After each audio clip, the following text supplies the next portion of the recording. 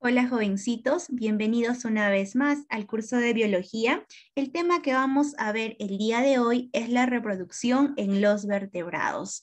Entonces vamos a empezar dando una breve introducción con algunos términos pues que les va a facilitar entender este tema, ¿de acuerdo? Entonces vamos a empezar viendo algunas características, ¿no? La reproducción en vertebrados se caracteriza porque van a tener una reproducción sexual y cuando hablo de reproducción sexual me refiero a que existen dos progenitores, ¿no? Un progenitor macho y un progenitor que me hace el papel de hembra, ¿de acuerdo? Estos vertebrados, por lo tanto, vienen a ser dioicos, ¿no? Porque van a tener sexo por separado, como les estaba mencionando, ¿no? Tenemos el sexo masculino y tenemos el sexo femenino. Cuando hablamos del sexo masculino, su gónada, ¿no? Va a ser los testículos, ¿de acuerdo? En cambio, los gametos van a ser los espermatozoides, ¿no? Entonces, acuérdense que la gónada viene a ser el órgano, ¿no? El órgano del aparato reproductor masculino, que en este caso me va a estar, ¿qué cosa? Produciendo pues las células sexuales que van a ser los espermatozoides, ¿de acuerdo? Entonces, la gónada viene a ser el órgano, ¿no? Que me va a producir la célula sexual. ¿Cómo se llama la gónada del sexo masculino? Se llaman los testículos, ¿no? Y estos testículos me van a producir al gameto sexual o célula sexual, que es lo mismo, llamado espermatozoides, ¿no? Acuérdense que el espermatozoide tienen pues una cabecita, la cual tiene forma periforme o forma de pera, ¿de acuerdo? Y tiene un flagelo, ¿no? El cual pues no va a tener la función del movimiento, del desplazamiento de esta célula, ¿ya? En caso del sexo femenino, sus gónadas se llaman ovarios, ¿no? Y este ovario va a producir una célula sexual o gameto sexual que vendrían a ser los ovocitos secundarios, ¿de acuerdo? Aquí dice óvulos, pero está mal dicho. Ustedes saben que son ovocitos secundarios, ¿ya? Entonces, óvulo acá lo descartamos. Aquí hay una confusión, ¿ok? Entonces, ¿cuál es la gónada del sexo femenino? Los ovarios, ¿no? Este ovario, ¿qué gameto sexual me produce o qué célula sexual me produce? Los ovocitos secundarios, ¿de acuerdo? Entonces, cuando se junta el espermatozoide con el ovocito secundario, se da la fecundación, ¿de acuerdo? ¿Qué es la fecundación? Es la unión del espermatozoide con el ovocito secundario. En esta fecundación, el espermatozoide está cumpliendo un papel activo. ¿Por qué? Porque esta es la célula, ¿no? Que se desplaza, que tiene movimiento.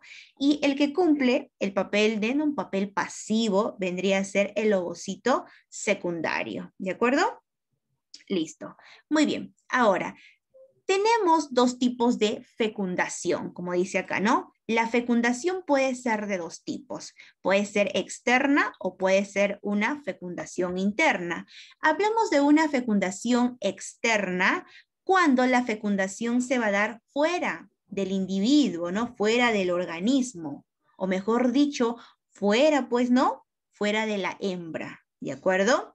Entonces, en este caso, tanto el macho como la hembra van a liberar sus gametos, o sea, van a liberar sus células sexuales al medio externo, ¿no? ¿Qué animales van a cumplir o van a tener esta fecundación externa? Tenemos a los peces y a los anfibios, ¿ya? Entonces, por aquí, ¿no? Mirando el ejemplito. Tenemos aquí un pez hembra y un pez macho, ¿no? En su etapa, pues, de apareamiento, su etapa reproductiva, ambos organismos van a liberar sus gametos, ¿no? Sus células sexuales al medio externo, que vendría a ser el agua, ¿no? Que vendría a ser el agua. Entonces la hembra expulsa los ovocitos secundarios, ¿no? Y el macho expulsa los espermatozoides y afuera, ¿no? Se va a dar la fecundación, ¿no? Lo cual va a ser guiado, pues, por las corrientes de agua, ¿ok? Entonces, ocurre la fecundación externa cuando este proceso se da en el medio externo. En este caso, ¿quién es el medio externo? El agua. Por otro lado, tenemos la fecundación interna, ¿no? Interna es porque la fecundación se va a dar dentro de la hembra. Eso significa que el macho va a depositar sus espermatozoides en el interior de la hembra. ¿Qué vertebrados llevan a cabo una fecundación interna? Tenemos a los mamíferos, a las aves, reptiles y tiburones, ¿ya? Entonces, aquí como ejemplo he puesto, ¿no? Las aves. Ahora, cuando hablamos también de fecundación interna, tenemos tres tipos, ¿ya? Tenemos tres tipos para que ocurra dicho proceso. Tenemos en este caso a los mamíferos. En caso de los mamíferos, ya, para que ocurra una fecundación interna, el macho deberá de introducir su órgano copulador dentro, pues, ¿no?, del aparato reproductor femenino. En este caso, el órgano copulador de los mamíferos se llama pene. Este pene se va a introducir dentro, ¿no?, del primer órgano reproductor, ¿no?,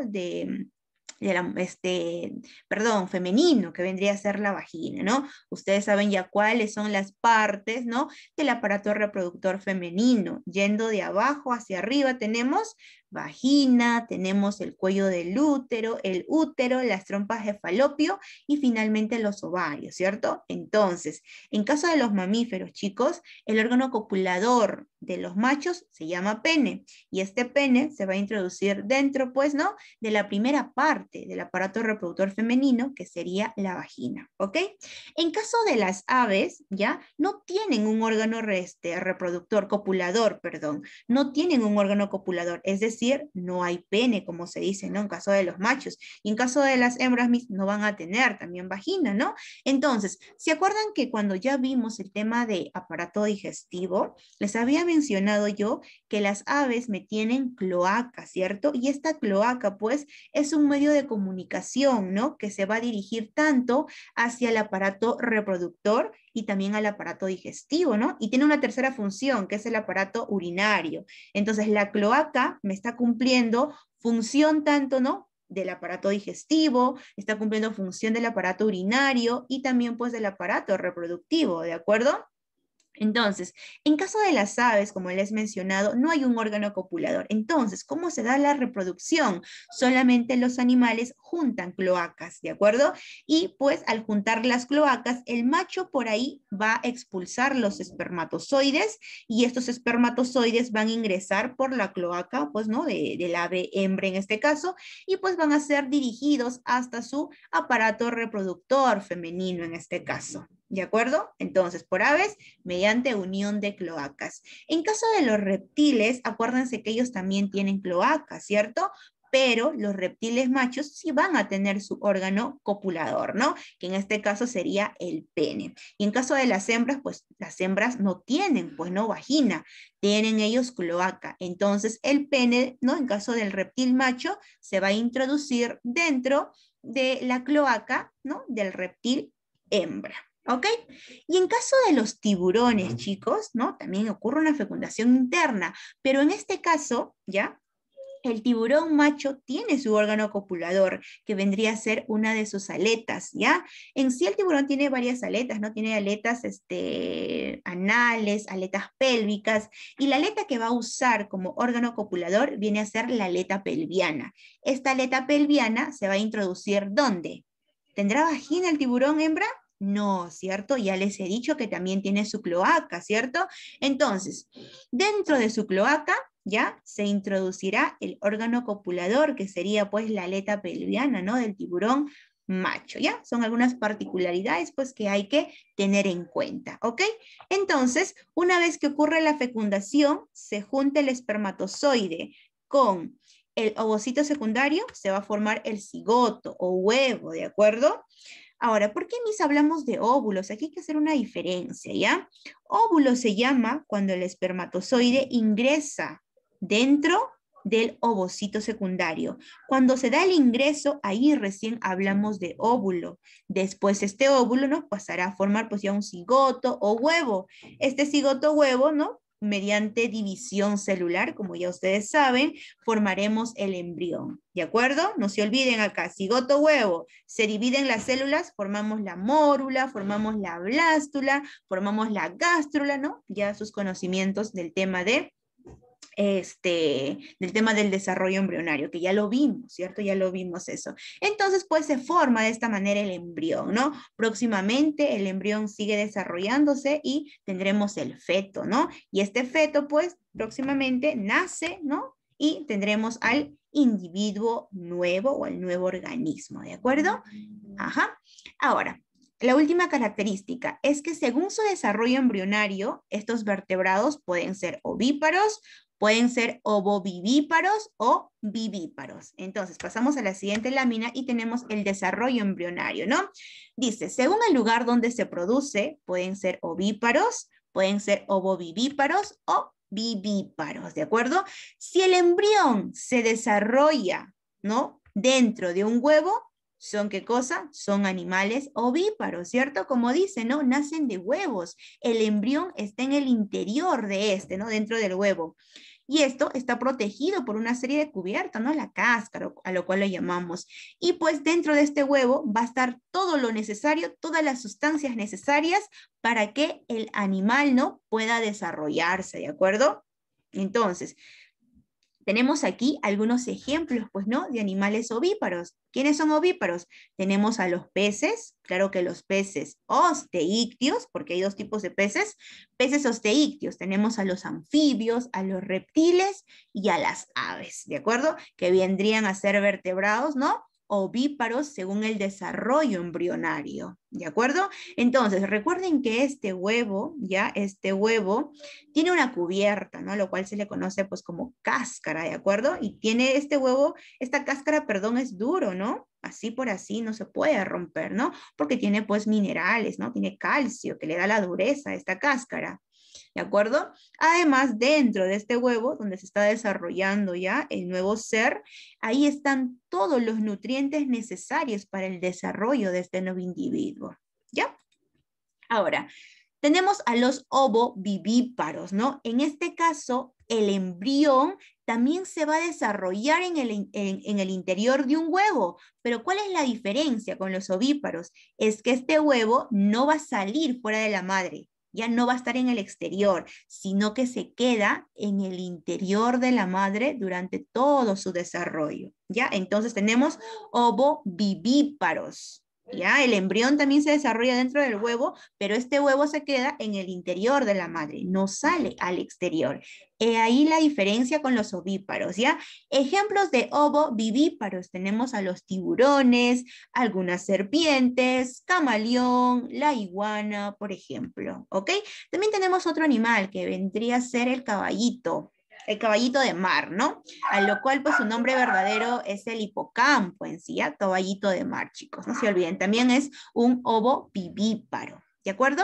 Ahora, según el desarrollo embrionario, ¿no? Tenemos como un tercer tipo, tendríamos a los vivíparos, ¿no? En este caso, como su propio nombre dice, el embrión se desarrolla dentro del vientre de la madre, ¿no? Vivíparo, ¿de acuerdo? Pero, ¿en qué parte exactamente, Miss? En el útero, pues, de la madre, ¿ok? En el útero de la madre, ¿no? Desarrollo embrionario ocurre en el útero de la madre. ¿En qué animales va a ocurrir este tipo de desarrollo? En todos los mamíferos, ¿de acuerdo? Se dan en los mamíferos entonces. Ahora, según el tipo de la alimentación, tenemos o vemos que los vivíparos van a ser de dos tipos. Tenemos vivíparos marsupiales y tenemos vivíparos placentados, ¿no? ¿Por qué mis marsupiales y por qué placentados? Vamos con los placentados que más se nos familiarizan, ¿no? Estos animales, chicos, como dicen placentados, es porque pues tienen una placenta durante todo su desarrollo embrionario y por ende están siendo alimentados por esta misma placenta. ¿Qué nos dice? Las crías, perdón, son alimentados por la placenta de la madre, ¿no? Y esta placenta pues está en comunicación, ¿no? Con los vasos sanguíneos ya de la madre a través del cordón umbilical. Entonces observen aquí, tenemos aquí el embrión que está dentro de una placenta, ¿no? Pero esta placenta se comunica con los vasos sanguíneos de la madre, se comunica con la sangre de la madre. ¿A través de qué, Miss? A través del cordón umbilical. Y mediante este cordón umbilical pues están pasando los nutrientes necesarios, ¿no? Para nutrir a este nuevo ser. ¿De acuerdo? En cambio, los marsupiales no me forman placenta, sino ellos, ya en este caso, van a ser alimentados por un marsupio, ¿de acuerdo? Pero ¿cómo así? Es que en caso de ellos, ya, el feto nace de forma prematura, ¿de acuerdo? O sea, Normalmente no todo su desarrollo no va a pasar o no va a estar dentro del útero de la madre, no, sino dependiendo pues de qué especie sea, no podrían estar 2 meses, 3 meses nada más dentro del útero de la madre y después, no todo el tiempo que le falta pues de desarrollo, lo van a completar en una bolsa llamada marsupio, de ahí el nombre, ¿no? De marsupiales. ¿Qué viene a ser el marsupio? Viene a ser una bolsa, ¿no? Que está a nivel de la piel. Entonces, una vez que nazca el feto de manera prematura, pasa a esta bolsa llamada marsupio y ahí va a completar su desarrollo. ¿Por qué Miss completa ahí su desarrollo? Porque este marsupio, esta bolsa, tiene un órgano mamario, a lo cual se le conoce con el nombre de ubre. ¿De acuerdo? Así se escribe, ubre. Ya lo voy a escribir. Se llama ubre. O mejor dicho, pezón en otras palabras. Esta bolsa me contiene, ¿ve? Observen aquí, me contiene un pezón llamado también ubre, el cual pues le va a servir, ¿no? Para la alimentación, ¿no? De este feto y pueda completar su desarrollo, ¿no? Pueda completar su desarrollo adecuado, su desarrollo normal, ¿ya? Entonces, según el tipo de la alimentación, vuelvo a repetir, tenemos, perdón, según el tipo de la alimentación, vamos aquí. Según el tipo de la alimentación, tenemos, en caso de los vivíparos, tenemos dos tipos, que vienen a ser los marsupiales y los placentados, quienes pasan todo su desarrollo embrionario, ¿no? Que es hasta ser fetos también, dentro del útero de la madre, los placentados, ¿de acuerdo? Porque ellos, ya les dije, ¿no? Se nutren pues a través, ¿no? De la placenta, pero obviamente esta placenta está conectado, ¿no? A través del cordón umbilical con la sangre de la madre. Entonces, todo su desarrollo lo pasan dentro del útero hasta que nazcan. En cambio, los marsupiales, ellos nacen de forma prematura, ¿no? 2 meses, 3 meses, y después terminan de desarrollarse, ¿dónde? En su bolsa, llamada marsupio. ¿Y cómo es que así se pueden desarrollar dentro de esta bolsa? Porque esta bolsa tiene un pezón, o llamado también ubre, pues que se va a encargar de nutrir a este feto, ¿ya? Ejemplos de animales marsupiales, no son muchos. Tenemos a los canguros, tenemos a los koalas, a los wombats, ¿no? Tenemos por ahí a las mucas también, ¿no? ¿Ya? Ejemplos de marsupiales. Y los placentados, Miss, son pues la gran mayoría de los mamíferos, ¿no? Todo el resto de mamíferos que no sean marsupiales van a ser, ¿no? De tipo placentados, ¿de acuerdo? Entonces, hay que saber diferenciar, ¿no? Estos términos según el desarrollo embrionario, ovíparos, ovovivíparos y los vivíparos. Hay que saber la diferencia, ¿de acuerdo, chicos? Entonces, eso sería todo en cuanto a la introducción del tema de reproducción en vertebrados.